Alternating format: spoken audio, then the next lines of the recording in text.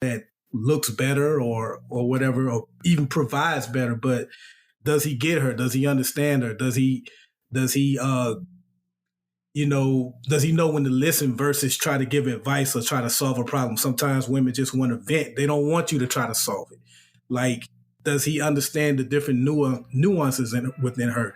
Not everybody can do that. And so I think overall I'd rather be needed than wanted, because wanted is fleeting.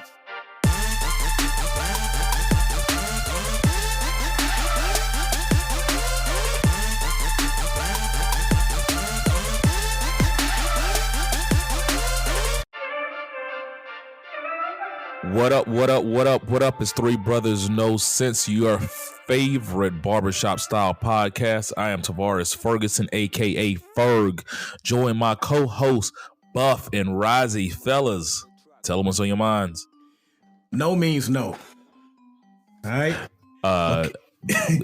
First 9 times, or I think we're up to 11. I think the first 11 times. No means no. But I'm just having fun with the fact that we kind of briefly mentioned it last week that I said this McCarthy may have trouble becoming speaker, but I didn't know it was going to be like this.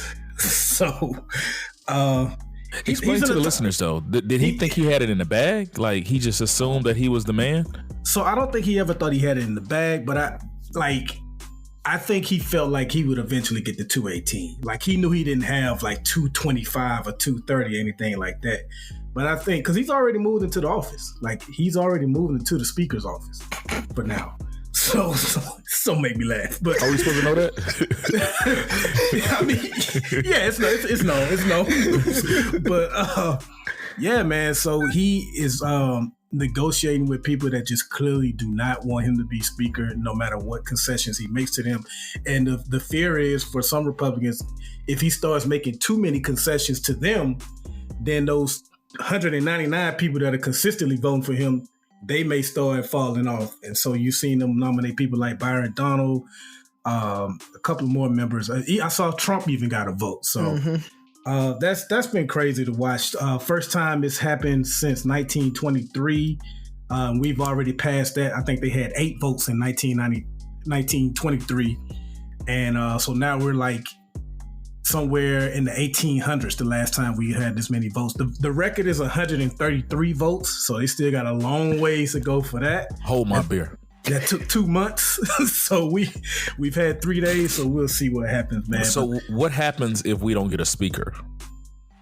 At some point, if like the people that decided not to vote for him, they just say, we're not voting for him, then they're probably going to start convincing more members to vote present, which brings down the threshold of how many total votes he need. But even that's dangerous, because right now Jeffries has a consistent 212. Yeah. So if they bring it down too low, then they're going to have a Democratic speaker in a Republican House. So yeah. Who was it?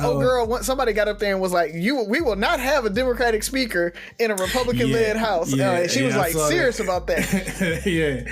So it's been fun, man. I've never had fun watching this before. So, but this is the first time it's happened in TV. It's the first time it's happened in TV, the TV era. So. And are you secretly wishing every time he goes, like, come on, can we get to 13? Can we get to 16? That's the other crazy part. Like, he's been losing votes. Like, I think he got up to what? I think the most he's got is, right? Yeah, something like that. And now he's down, last I saw, to 200. So they're going to have to work something out eventually, but they can't do any business until they have a speaker. Yeah, so the new people can't get sworn in until they do that. Like, there's a lot of things that can't happen until they do that. So it's crazy. And if you're somebody that's saying, well, there's no business going on right now, members can't even go to classified briefings. Like, some members had scheduled briefings with the Pentagon and CIA and things like that. They can't go to those right now. So because they got to be on the House so they can vote. The longer it goes, it becomes a bigger deal. So how do they force him to say, dude, you're not? I'm surprised that hasn't come up. Like, you got Scalise, who I think probably could get some votes. So I'm surprised that hasn't come up sooner, but we'll see. We'll see. I think right now it's a matter of who's going to blink first, because those consistent 200 don't want to cave in to this 20. They're like, we're not going to let 20 people dictate what we do. But at some point, somebody's going to have to blink. So, and I don't think it's going to be that 20, because those are the radical right. Well, so like, in that 20, in that 20, you can pluck off some, but there's a core probably 5 to 8 that are not ever going to cave. And he can only afford to lose 4. Mm-hmm. So it's going to be interesting to see how this plays out, man. I did want to get to 2 other things.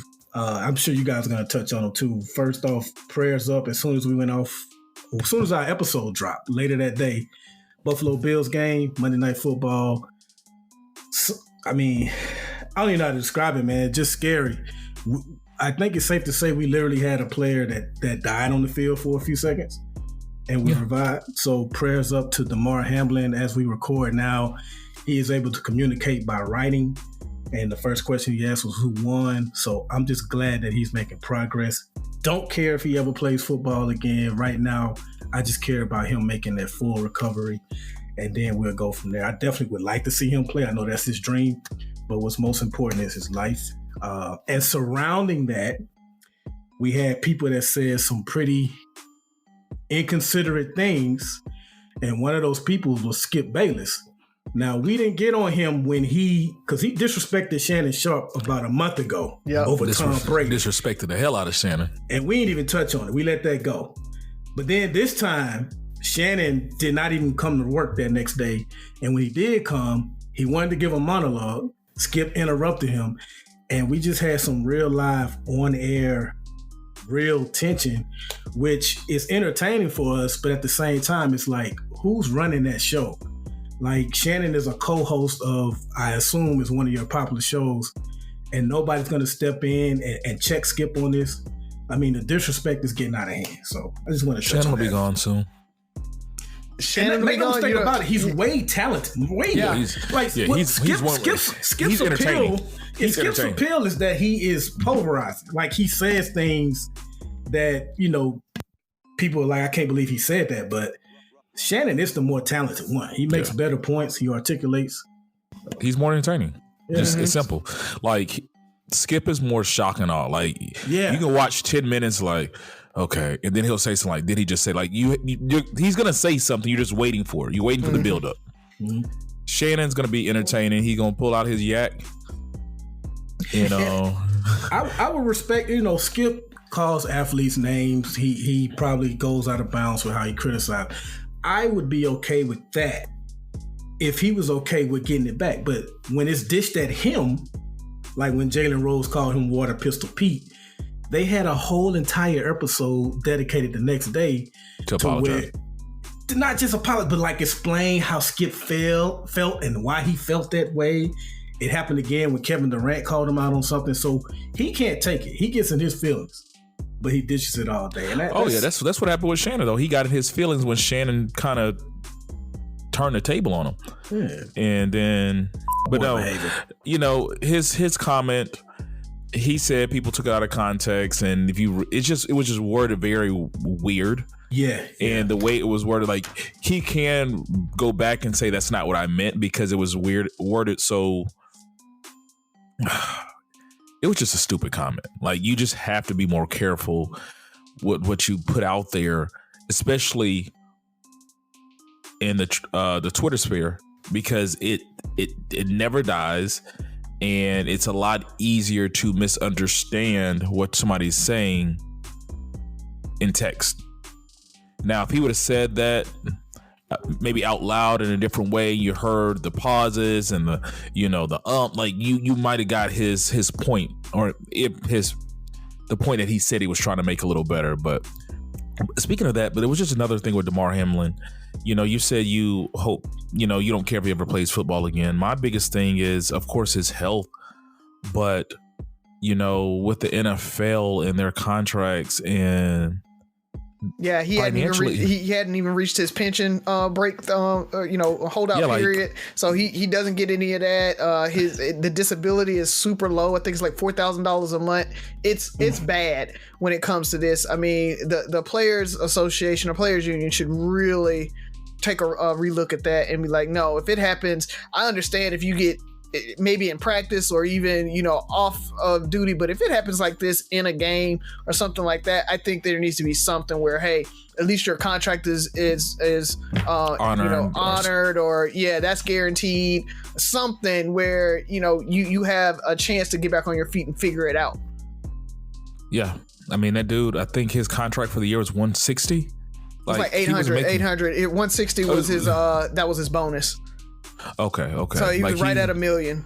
And it's not about how much he made $1 million. He should be happy. It's just the fact that with medical expenses and everything, and his life afterwards, depending on what happens, that money could be ate up really quickly.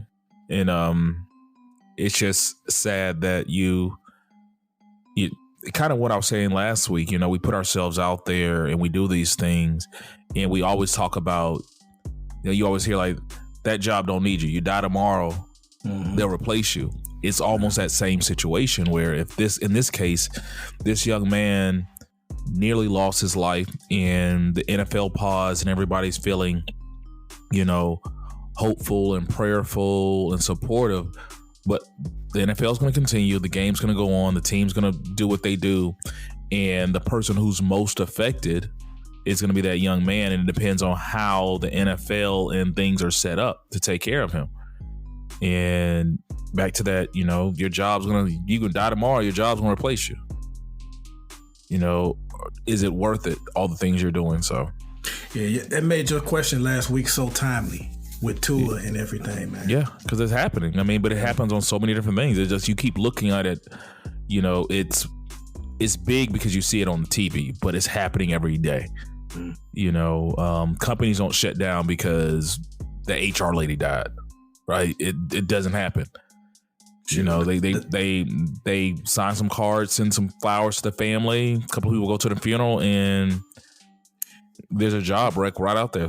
They already have somebody up from training, the practice squad, replacing them. Hey, I mean, it only have to be the HR lady. It could be the top guy. Steve Jobs died, and the iPhones were still selling. Yeah, I mean, it don't matter. Yeah, one monkey don't stop no show, as King George says. So Diddy Mob said that. No, I'm just playing. I'm playing. What you got, Rising?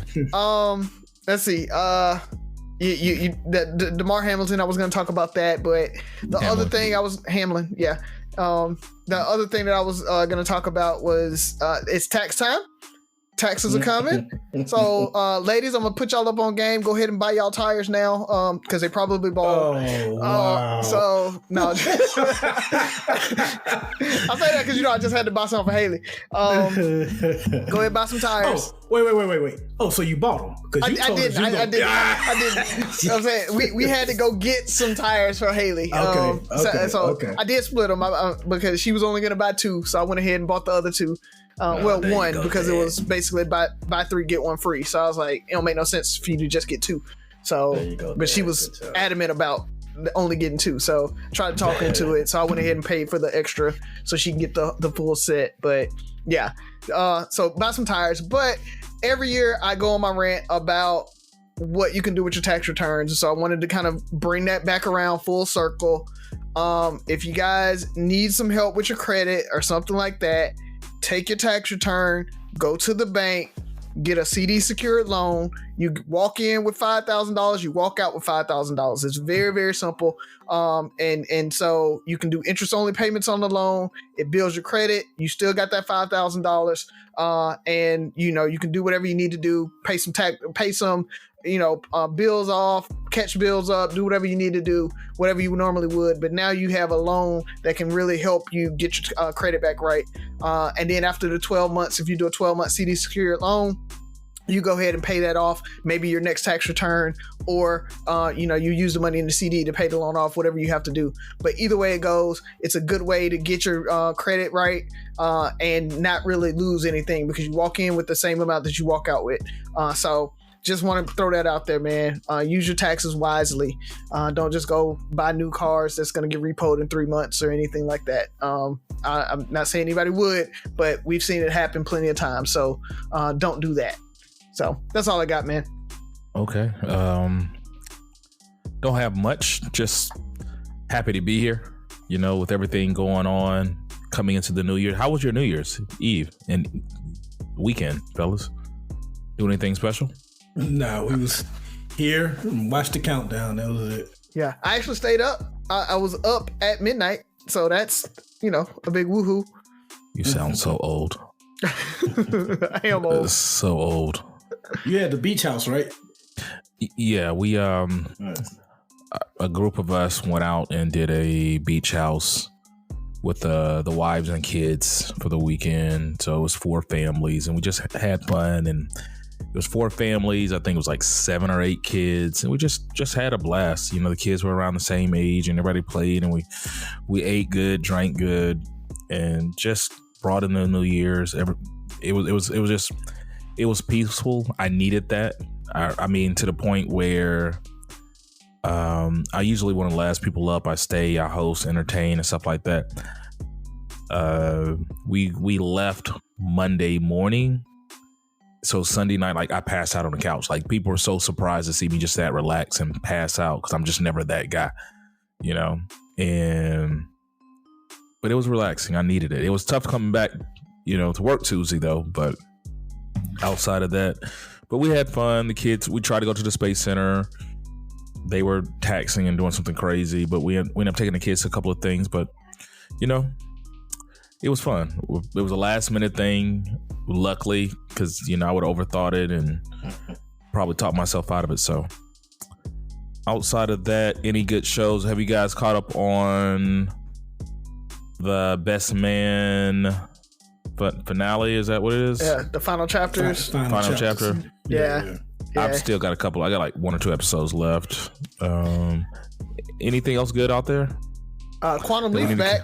So, you know, it came back. So the latest episode's really good. So if you want, you know, kind of something you can watch normally, that's good. But there's a new show out on Netflix called Kaleidoscope, where you can watch it in any order, and the order that you watch it changes how you view everything that's going on in the show.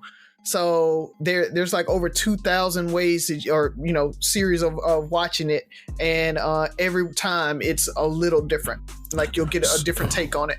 So you mean you pick the episodes? So you say, if I start with episode 3, and then I could go to episode 6, or it will send me to episode 6, or how you does can it go work? to episode 6. So you pick which order that you want. I haven't watched it yet. I was going to start it this weekend, but that's kind of the intent, is that you pick which order you're going to watch it in, and then it changes how you see things. So it's like a choose your own adventure on steroids. Yeah, pretty much. That's that's a crazy concept. I got to watch it now. Yeah. Oh, and The Witcher, New Beginning, New Blood, or something like that. Have you seen that? Yeah. I haven't watched it yet, but Allison said it's really, really good. And if you liked The Lord of the Rings and Game of Thrones and stuff, Willow on Disney is actually really, really good. It ends at a cliffhanger that's kind of annoying. So if you don't want to be annoyed, wait for the next season. But it is a really good show. I actually liked it better than I liked Lord of the Rings. Well, I went back and watched the movie. Doesn't hold up well. The movie does not hold up well, but they did a good job of modernizing it and making it better. Okay. What's wrong with the movie now? It wasn't high quality then. Oh, okay. Yeah. Think He-Man and the Masters of the Universe. It's probably that quality, right? Your CGI is very bad in it. The writing is stilted. The acting is bad. It's a cult classic, and that's pretty much what you can kind of lean into with that. Yeah. Alrighty. So let's go ahead and jump into it. Is Sophie in the bed, or? She's still up. She should be asleep, but we just got back from Ollie playing his basketball. Oh man, Ollie and his basketball. He had fun. That's all I'm gonna say. That man, he's not McBuckets yet. No, he's definitely not McBuckets. Oliver, he is. He didn't understand the whole full court thing, so he got up under the goal and put his hands up and played good defense. But then when they got the ball, his team got the ball, and they went to the other side of the court. He was like, "Well, I'm just gonna sit back here and play defense still." So he never actually ran to the other side of the court. The entire arena was screaming, "Ollie, run," because they heard us saying it. And Ollie turned around and waved at us because he thought we were saying, "Go, Ollie," yay. But he didn't get that we were saying run to the other side of the court. So Was Sophie cheering, telling him to run too? Was she more aware of what he should be doing?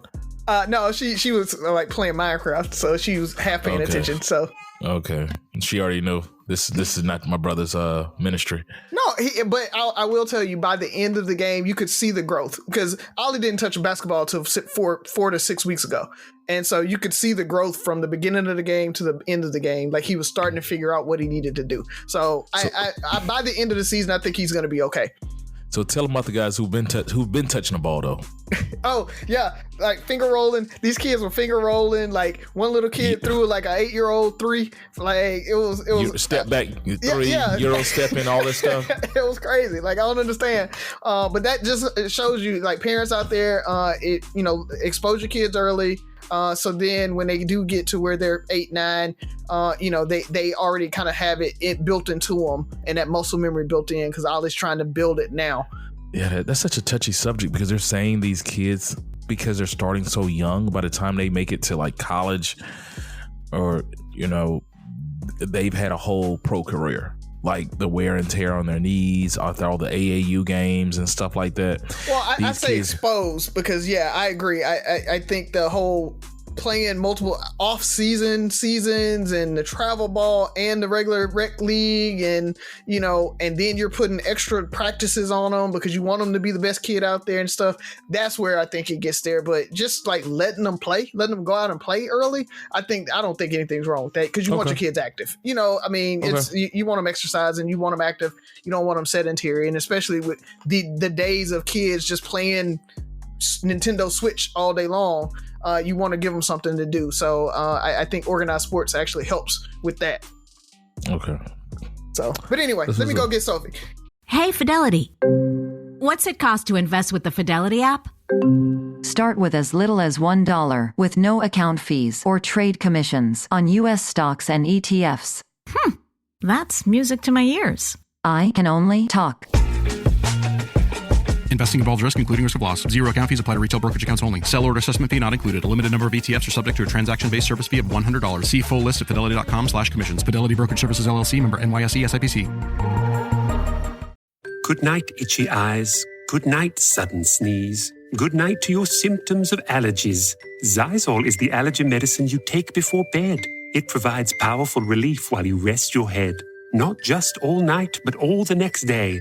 Zysol keeps working, keeping allergies at bay.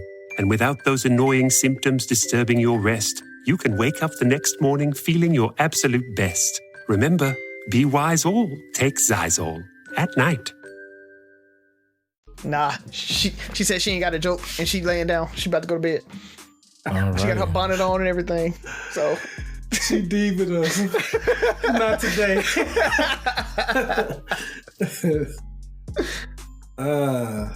Roger, so Sophie's sleep. Do you have a joke for us?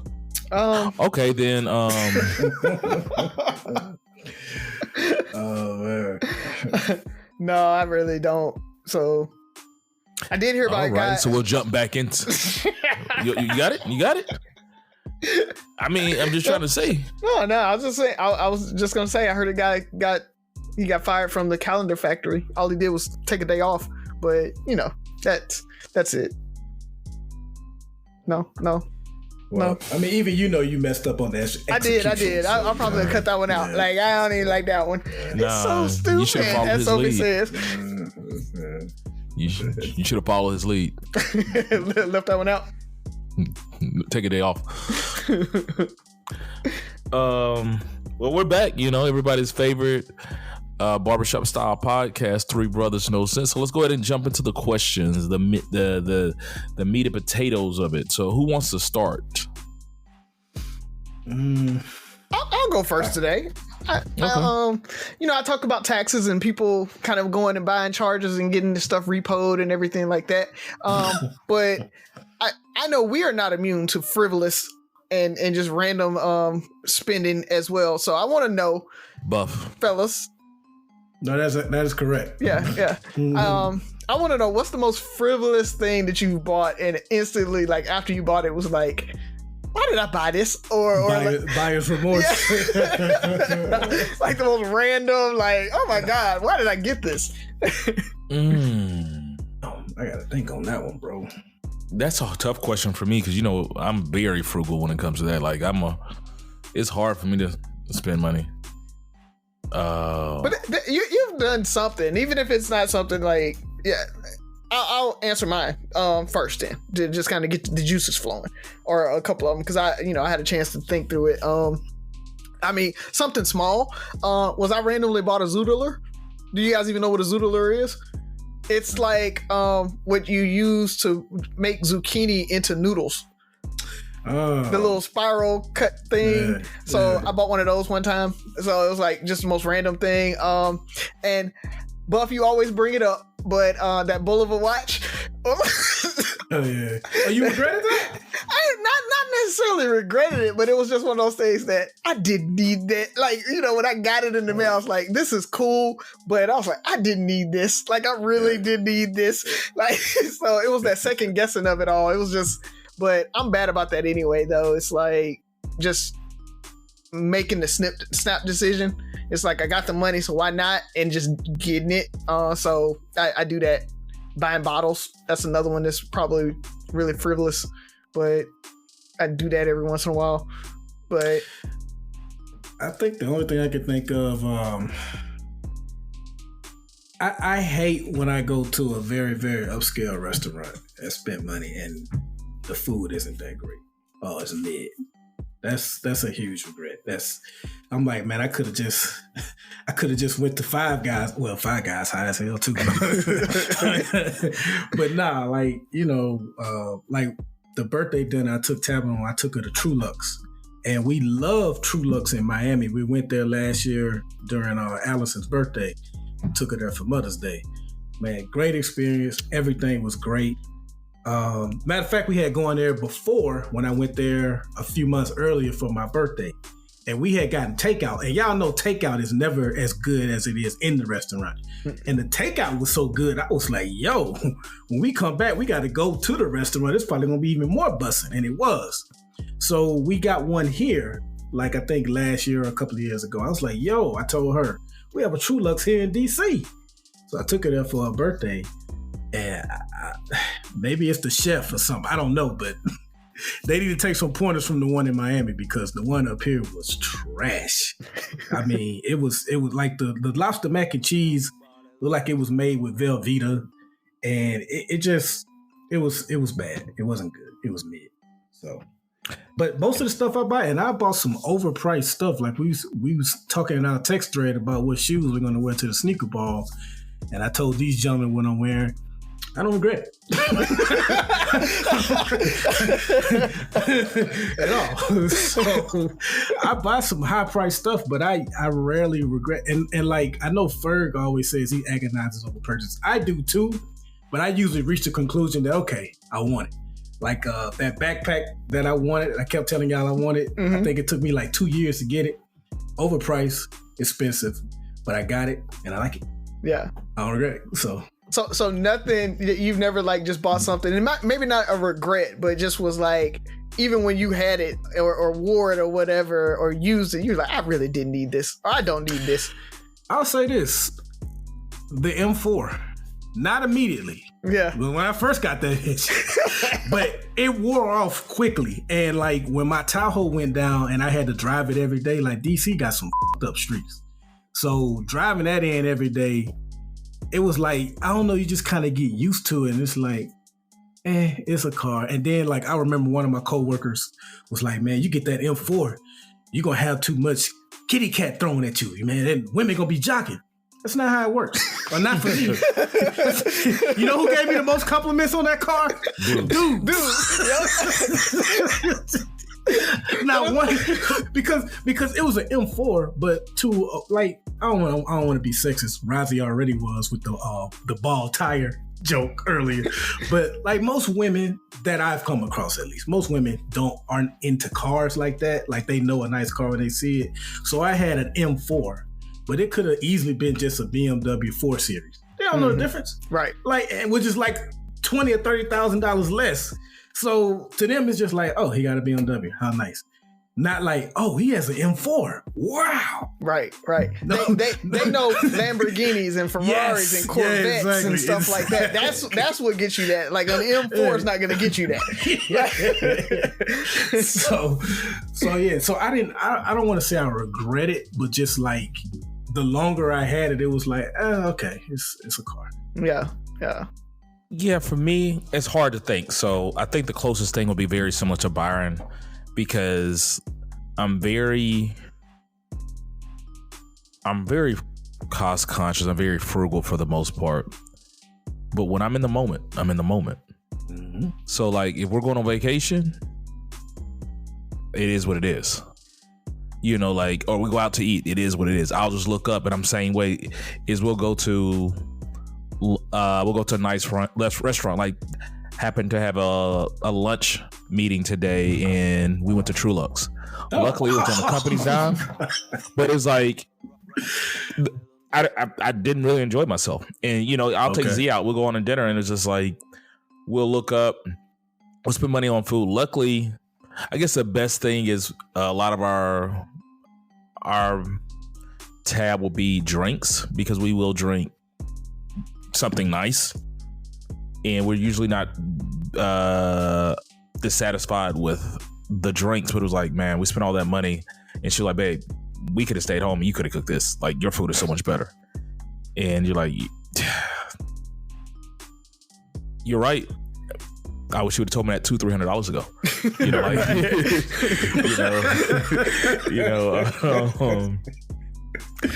it's different, you know, when you just don't enjoy it, or just thinking you need something where you're gonna do it once. And I'm not gonna say I regret it. So even if we were talking about what we're potentially wearing for the ball, you know, I got a custom tux made for my vow renewal.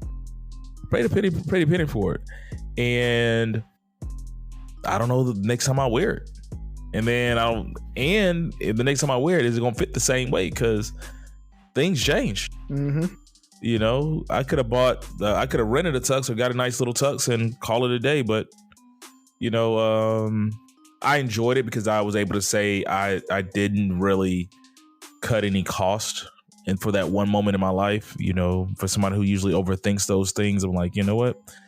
I'm going to be in the moment and stuff like that. But vacation, same way. I'll come back from Atlanta, I'll come back from Miami, and it's like, God dang. Because I always look at my credit card bill. I try to go with a zero credit card bill before I leave. And when I come back, it's like, we spent $500 on what? You know, it just, you know. Or if I go somewhere with you guys and I get peer pressured into something where it wasn't on the agenda, like, and we haven't done it yet, but it's like, we should get jet skis. Jet skis was not in my budget, but hey, you know, it's when in the moment, when in Rome. Yeah, we are bad about that. We do peer pressure into those frivolous type things. It's like it was not on my. We plan on doing. Trulux got a restaurant on the sea where you can get on jet skis and eat. Yeah. Let's eat in the sky. Have y'all seen that one? Would y'all do that? The whole like, no, y'all wouldn't do that. The whole eating in the sky thing. So I would. Whaleburger, was it worth it? You know what? Yeah. You know what? Maybe because I didn't have the bacon and all the. I didn't have we split it too. I think that made a big difference. Bacon, you know, yeah. Because you know what? It's a 2-person meal. Mm-hmm. Yeah, definitely. Pretty much, you know. But it's not something I'm gonna get every time I go. But I don't regret it. It was cool. And plus, everybody was there to help. They helped. Oh yeah, the feeling, cool. You know. But we could have been at the Waffle House, and everybody would have been there. And not got gold encrusted lobster Wagyu beef if anybody doesn't know what the whale burger is, it is the ultimate burger that you can. But some of the small ones that a lot of people are kind of frivolous about is like some power tools and stuff. Guys who like, oh yeah, I'm about to buy a chop saw. And they use it like one time and then it's like never use it again or something like that. You see that a lot too. Just like this, just random. Spent my money on it, but you really didn't need it. So, or cameras. So that's another thing. People trying to start hobby stuff. You know, like I'm about to work out. I'm gonna get this pull-up bar. So when I go out, you know, I'm in the gym. My bike. The pandemic was a perfect example of all the stuff we bought. Pull-up bar, all the stuff. I got a heavy bag in the garage. Probably got 2 hours worth of workout on that thing. I've rode my bike once since 2020. One time. The tires might be flat. You know, all those things. You know, that's a good one. Yeah, all those things where you just like you feel, man, I'm about to get, man, I just watched this video. I can shred everything by just doing 200 pull-ups a day. Did a pull-up since 1990. I don't know. So my dad works in B2B marketing. He came by my school for career day and said he was a big ROAS man. Then he told everyone how much he loved calculating his return on ad spend. My friends still laugh at me to this day. Not everyone gets B2B, but with LinkedIn, you'll be able to reach people who do. Get a $100 credit on your next ad campaign. Go to linkedin.com/results to claim your credit. That's linkedin.com/results. Terms and conditions apply. LinkedIn, the place to be, to be.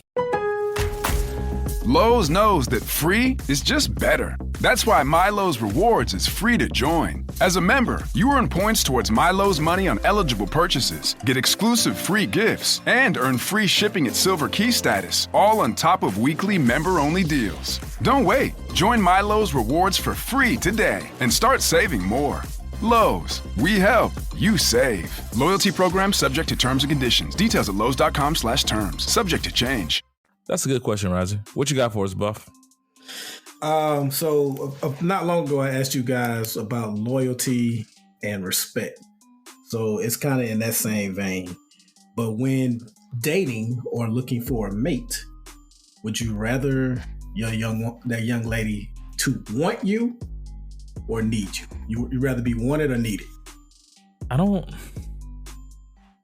And the Paul says it all, right? Like no, I mean, no, because the way I think is, because I've heard both answers, and maybe I'm looking at it the wrong way. Maybe I'm looking at it too literal. Because I think we talked about like independent women, people need it. I don't think a grown woman or a grown up needs another grown up. Like, I feel like if you weren't with me or before we were dating, I can't see a woman needing me in the way I think of somebody needing somebody. Like my kids need me. I would want somebody who wants me. So a prime example is the wants that my wife has for me or for us is like she wants me to lead. Like it's not just I'm gonna make a man feel like a man. I'm gonna let him lead. Like she wants me to lead. She wants for me to take that on and pray and wants me to do well and wants me to do those things. Not because she needs it. She gives me that space where I can lead. I guess circle back to me. I want to hear what you guys have to say because I think I'm thinking of it maybe a little too much. What you got, Razi? Can I say both of them? No, that's not a good answer because it's which one do I want more? I'll say want, but I don't want to discount the need. I don't ever want to be like saying that, oh, you don't need me, right? I mean, I enjoy serving. I enjoy coming through for my lady, right? I enjoy doing things for her that she may not be good at or might not be have the best outcome. Like she can do it, but it's hard for her. And I like being able to kind of be the, put my cape on and be like, babe, I got you. And her need me with stuff. A woman that doesn't need me at all, you feel useless in the relationship. And it's really, really difficult for y'all to make a bond. But what like does she need you for, though? Like, give me an example. It depends on it really depends on the woman. I'm not saying she can't change a tire or cut the grass or change something or build something or whatever. But it's that wanting to be needed, right? Like, let me help you with something, right? Like, feeling needed is a big deal. Yeah. Right? So that's the thing. Like, I don't see that, and maybe I'm looking at it too literally, because her appreciating the things you bring to the table, her appreciating the things that how you make her life easier, but she's capable of doing those things. Yeah. And the thing about it is, when for me, when you need me, and my ego wants to be needed because it makes me feel more secure. My place feel more secure, right? Like, hey, she ain't going nowhere because she need me. But if me and Z broke up today, things would change for her, but she would survive. She would thrive. She would still be great. Yeah. And so, but the thing about it is, I want her to acknowledge the things that I bring to the table, the way I make her life easier, and her to appreciate those things and say, you know what, this is great. I wouldn't change it for the world. But my kids won't move out the house because they need me. They can't make no money. They can't do shit without me. I think sometimes we lean too much on that need, or she ain't going nowhere, dog. She can't do nothing without me. So you haven't gone through teenage years yet. So I'll make it synonymous with kids growing up. You brought that up. Byron probably can attest to this. Once your child gets to the point where they don't need you anymore, it feels a little different. And that right there is that need that I'm talking about. It's not necessarily that they can't do it themselves. I'm not saying I don't want the woman to be able to do it herself or muddle through it or push through it or survive through it. But if there's no place for me to be able to bring my strengths into that relationship and fill some gaps, and that's the need that I'm talking about. Not necessarily that she can't do it by herself. It's that, like you said, I make her life easier. I want to feel needed. I want to feel like there's a place for me in the relationship. Is it still a need, or is it the appreciation of what you bring? So the thing about it is, Haley at 15 says she doesn't need you, but she does need you. Like, she can't survive without you. Now, she might not appreciate the food you put on the table and the work that you do to provide for her the same way that a woman might not do it, appreciate it, the things you bring to the table. But Haley needed you at 15. Jasmine needs Byron. Our kids, until they can survive on their own, they're still a dependent for a reason. There's it's not the, for me, it wasn't the appreciation. It was literally the whole, like, she needed me to, like, the kids have grown up to the point where they don't need me to pick their clothes out anymore, and that kind of just shrinks inside of you. Like, they don't need me anymore. Like, they need less. They're less dependent on you. Yeah, but they still need you. They still need you. The kids still need you. Kid Ollie, take three people. Well, three situations. Can Ollie and Sophie survive without you? No. Could Haley survive without you? Yes, but life would be a lot tougher. She might have appreciated that third tire, that fourth tire you bought for her, like maybe in the moment, but then she's gonna ask for something else. But at the same time, could any of our wives survive without us? Like, if life would have to be tougher, they would have had to figure it out, but they could do it. And the thing about it is, you want to, and I'm learning this as I get older. People don't appreciate things with the same energy that you do things. So they appreciate things less. And I think a lot of times it's her not understanding that, babe, there's women out here that got to change their own tire. You'll never have to worry about changing a tire. You never have to worry about these things because I got you. Like, my wife, as long as we're together, we'll never have to worry about certain things.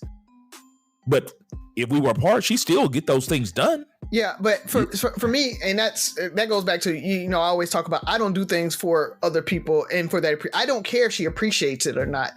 I want to feel like there's something that I need to be given to her because I enjoy doing that for her. And so that's the thing. It's like, I need to feel needed. that for me, that's a big deal to feel needed. So it's not necessarily that she appreciates it or not. It's that I need to know that I got a place where I am filling some gaps for you. If I feel like you are, and that, I always talk about that whole Miss Independent thing. If I feel like you're so independent that there's nothing for me to fill in for you, if I don't feel like we're compatible at that point. If there's nothing that, because and it's the same way, if you're not bringing anything to fill any of my gaps, if I don't need you in my life, then I'm going to lose interest probably, right? It's like, I need you to be able to fill in what I need. And then I need to be able to fill in what you need. I'm still looking for an example of what she needs you for. I mean, like I said, it just depends on the woman, right? There are women that aren't as financially savvy as me, right? So that might be something she needs advice with or whatever. There may be women that aren't, Does she need that advice? Well, it's I feel needed in that situation. I can help her out in that, right? And she can receive that. So that's the needed part. Is like she acknowledges that, hey, I'm not good with my finances. I this is something that you can help me with. Or, hey, I'm having these issues at work or whatever. I got HR problems and I want to talk somebody through it or whatever. Boom, I need you. Or mentoring on that, right? And I want to advance in my career and you can help me with that. So there's stuff that can happen in a relationship that she comes to me and it's like, I need these things because I know you're strong in them. And I'm not as strong in it. And it can be different for every woman. So I'm not saying there's no blanket answer where like, oh, here's the thing that she needs. But there has to be something that I'm like, okay, I feel like I'm pouring into you and I'm helping you out with something. That's the only need that I'm talking about. So I had a lot of time to think when you guys were answering. I think I'm going to go with this. I think at first I want her to want me, but eventually need me. And like we talked about in the previous question, like want is something that can be quite fleeting. Like I wanted that M4 and then eventually I was like, okay. But overall, I always need a car. So when I say I want a woman to need me, I don't necessarily mean like yeah, she'll always be able to function without me. She'll be able to feed herself, pay her own bills, things like that. But we are each unique beings. And my hope is that I become one of those few people or only people in her eyes that can make her feel safe, secure, that gets her, that motivates her like nobody else has ever had, like that can make her laugh, make her happy, things like that. And to some people, those aren't necessarily needs because you can live without that, but I call that existing. When you live life is hard enough as it is. So if you have someone that can make it a little easier and push you to do things that you by yourself probably wouldn't attempt it or believe in yourself to do, things like that, that's what I want to be needed for. And my hope is that I become that type of need for her to where, yeah, she can find somebody else that looks better or whatever, or even provides better, but does he get her? Does he understand her? Does he know when to listen versus try to give advice or try to solve a problem? Sometimes women just want to vent. They don't want you to try to solve it. Like, does he understand the different nuances within her? Not everybody can do that. And so I think overall, I'd rather be needed than wanted because wanted is fleeting. You articulated so much better than me, but yes, that's what I was saying. I could, and this is almost leading to the question I thought I was going to ask, but I don't know. Because semantics, like the word need is so, depends on how you use it. Because some people, and I'm sure there's some women out there that will be offended by the fact that we're saying that you need it. They need us. And I think that's what I'm thinking. And I agree with you. Like, I want you. That's why I was saying appreciate those things that I bring to you, that now that safety that you never knew that you could exist. Like, you get that from me. Those conversations, that love, like, I want you to want those things. Like, almost like it's almost together. It's like, I want you to need those things. Like, does that make sense? Like, yeah, you can survive without that, but like, man, my life would not be complete without that safety that you bring, that laughter, that joy. I could still be me. I could still make it. You know, I could be independent. I can be whatever you want to call it. But now that I know those things exist and they exist within you or from you, that's why I was saying to appreciate. Like, I think there's things that sometimes you don't know. I always say this. When I met Z, there was a list of things that I wanted in a woman. She wasn't checking those boxes. And damn, I'm about to contradict myself. Because she had things I didn't even know I needed. You know? But it was, could I have been me without, could I have survived without those things? Yeah, but it made me a better me. The things that I need that she brought to the table made me a better person. And I guess that's why I said I want her to want those things. I don't want her to ever take those things for granted, or a person to take those things for granted. Like, appreciate like the wise sage that Razi brings when it comes to finance, where you know, like, I will never have to worry about our financial situation.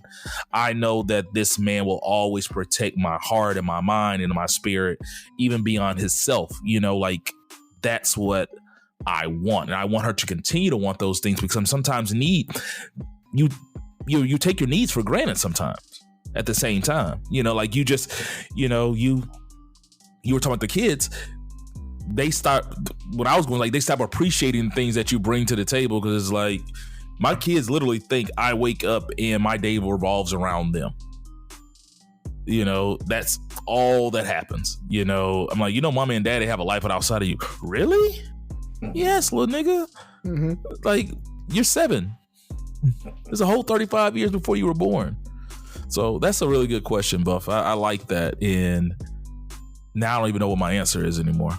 I want you to want to need me. Oh man, that's a good one.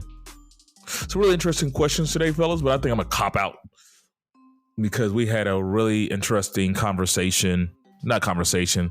This is a question posed, Byron, that you had about top videos, favorite videos of all time. Yeah. And it took me down a path. So I posted 5, and I wanted to see what you guys thought on your top 3, 4, whatever, 3 to 5, and why. Yeah, because it comes down to, what are you looking for in a good video?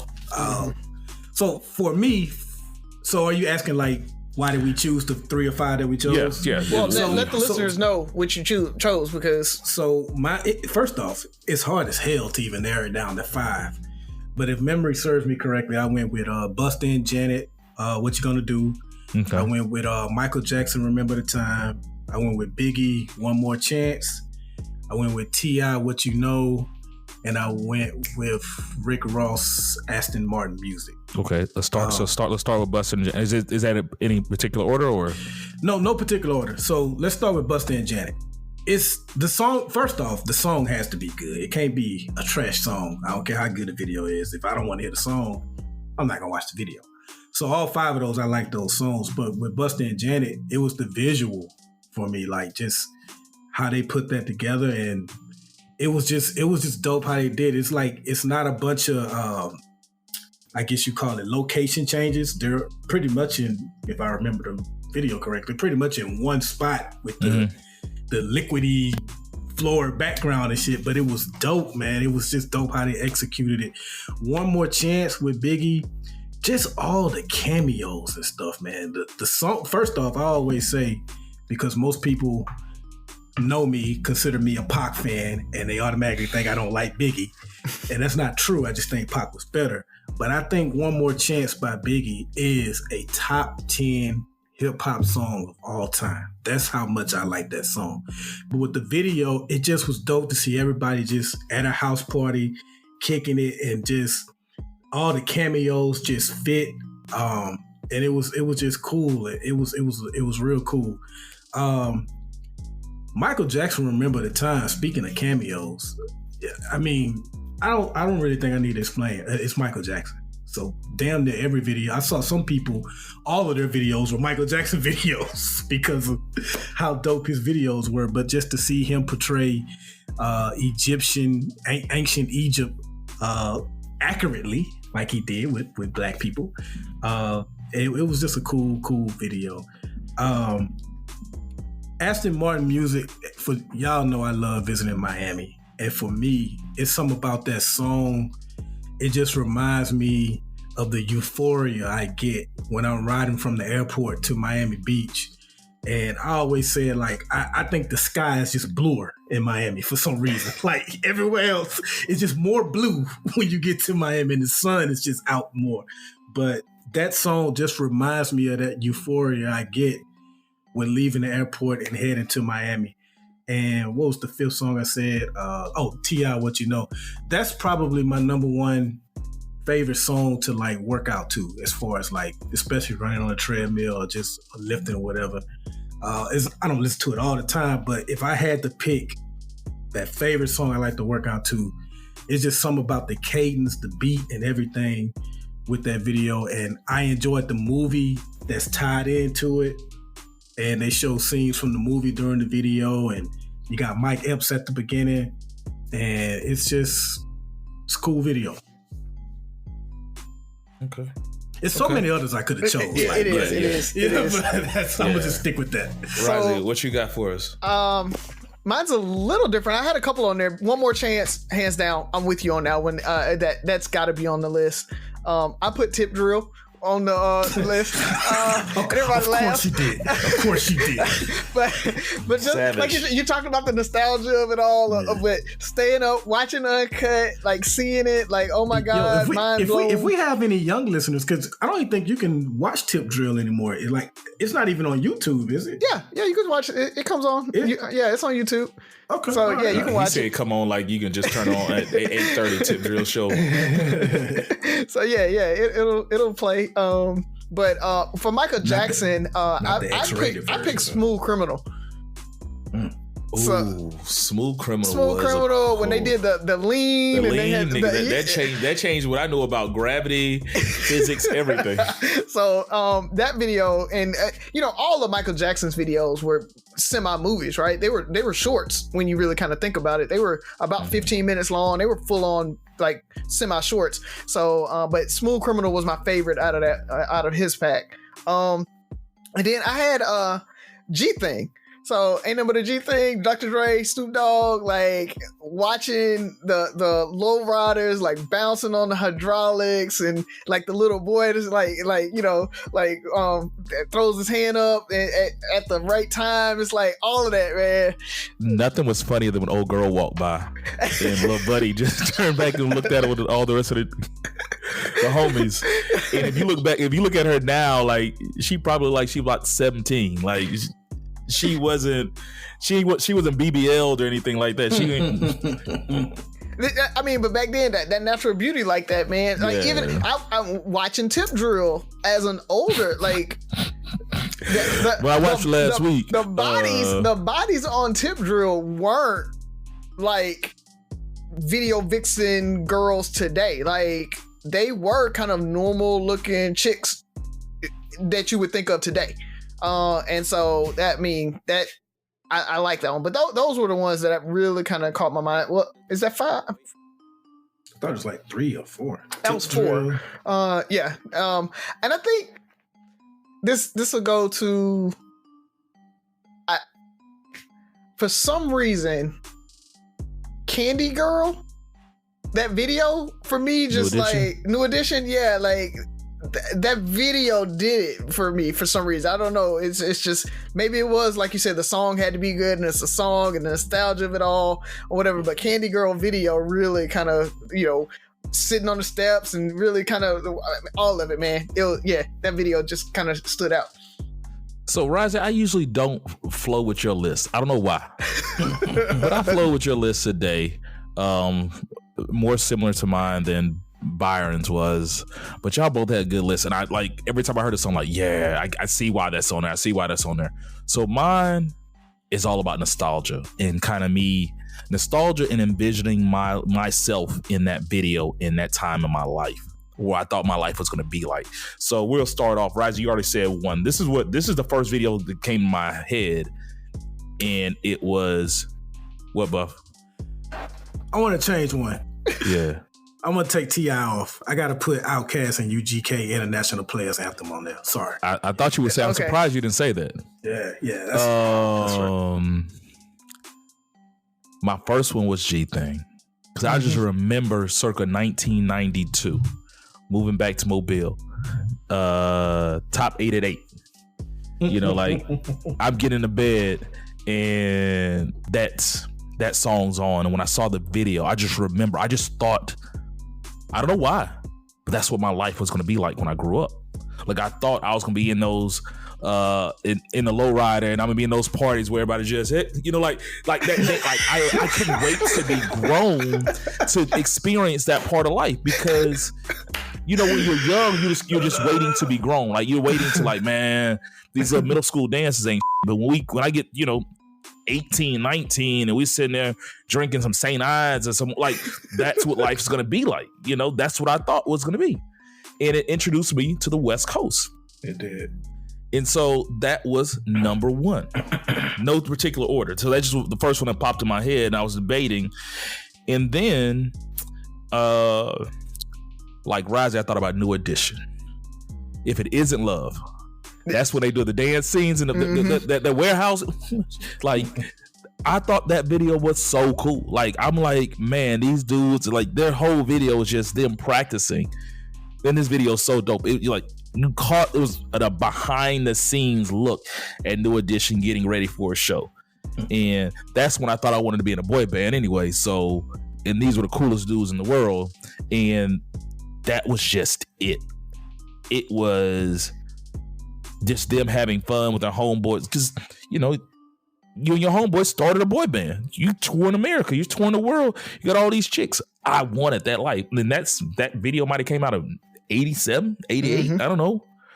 And so I just thought this was for all the rap and stuff. And so growing up in the R&B world at that time, couldn't beat it. Number 3, Janet Jackson, That's the Way Love Goes. But I ain't never looked at Janet the same since that video. That's the one with J-Lo, and then just the whole cool. It took you that long?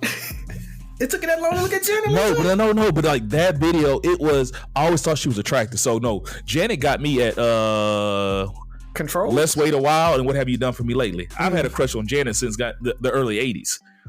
But she was always the girl next door.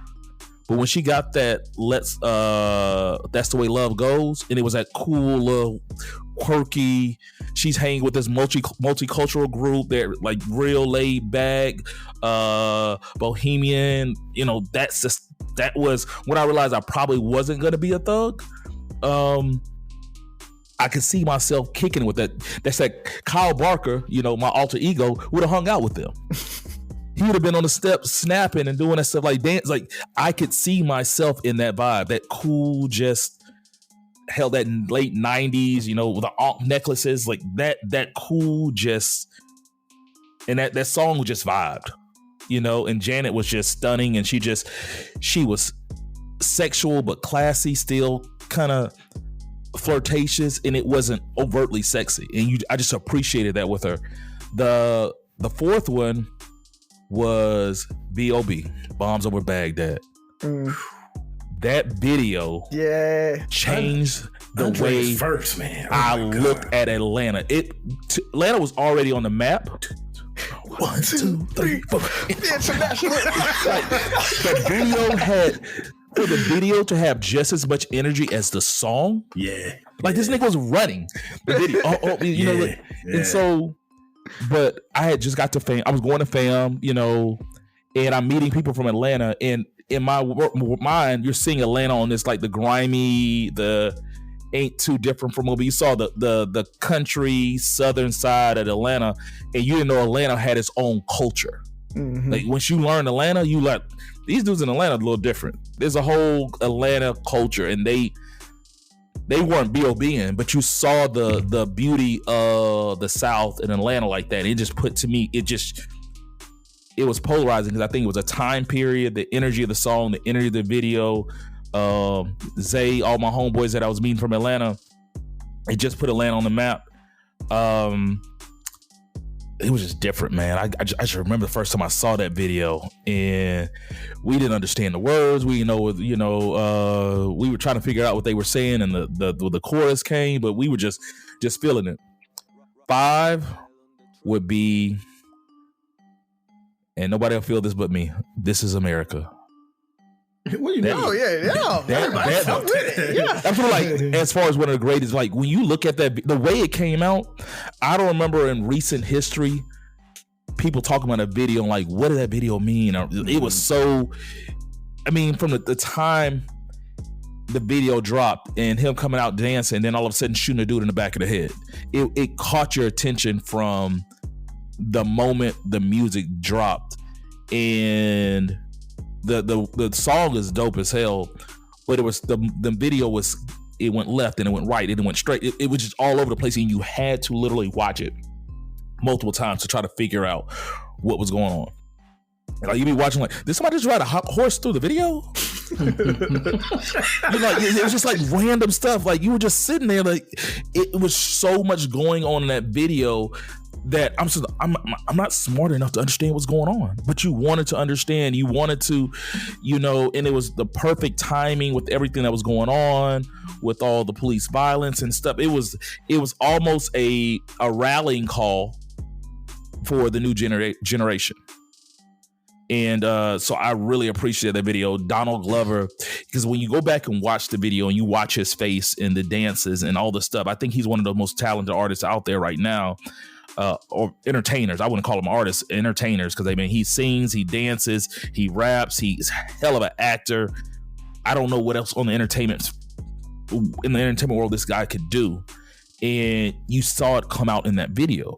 Even the facial expressions he was making, it was like, when you first saw, like, this dude is weird, but it was just like him going through all these emotions, from laughing to joking to almost crying to looking scared as hell, like, what the hell just happened?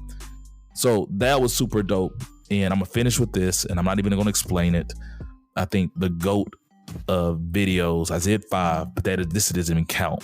It's summertime. I see it. I'm on the post now. It's summertime. Yeah. Hands down, like, if you hear the music, you want to sing, you gonna turn it up. If you see the video, like, the whole, like, once again, that whole nostalgia, what you wanted the world to be, and like we all can relate to. To me, to this day, it's not summer until I hear that song. It's true. Mm-hmm. That's true. I have an 8 Ball and MJG song that I have to listen to every summer too, Candy, but that's up there too.